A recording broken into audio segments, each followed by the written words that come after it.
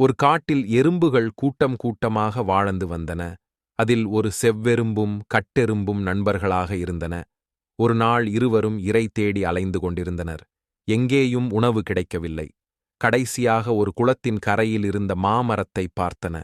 அதில் நிறைய மாம்பழங்கள் பழுத்து தொங்கிக் கொண்டிருந்தன.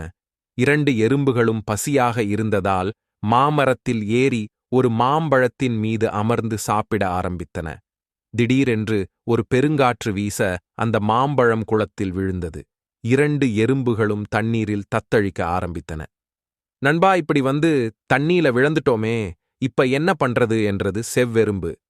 நிச்சயம் ஏதாவது உதவி கிடைக்கும், அதுவரை நீந்திட்டே இருப்போம் என்றது கட்டெறும்பு. நேரமாகிக் கொண்டே இருந்தது. எந்த உதவியும் கிடைக்கவில்லை. இரண்டு எறும்புகளும் நீந்தி நீந்தி சோர்ந்து போயின. நண்பா, இவ்வளவு நேரம் நீந்தியதில் கை கால்களெல்லாம் சக்தி இல்லாம போய்விட்டது. இதற்கு மேல் என்னால் நீந்த முடியாது. தண்ணீரில மூழ்கி இறக்கத்தான் போறேன் என்றது செவ்வெறும்பு.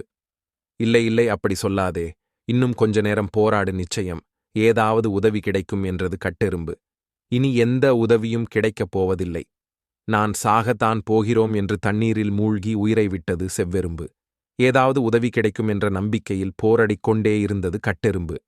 அந்த வழியே போன எறும்பு கூட்டம், இந்த குளத்துல வந்து மாட்டிக்கிட்டியா? இந்த குளத்துல விழுந்த யாருமே பிழைச்சது இல்ல என்று சொல்ல, இந்த குளத்துல இருந்து நாம எங்க தப்பிக்கப் போறோம் என்று தன் மேலிருந்த நம்பிக்கையை இழந்த கட்டெறும்பு சிறிது நேரத்தில் தண்ணீரில் மூழ்கி உயிரை விட்டது.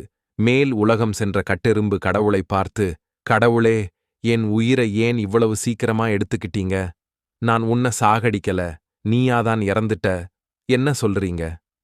நீ குளத்தில் விழுந்தபோது அடுத்தவங்க சொன்னாங்க என்பதுக்காக உன் மேல உனக்கு இருந்த நம்பிக்கையை இழந்து போராடுறத விட்டுட்டு தண்ணீல மூழ்கி இறந்துட்ட.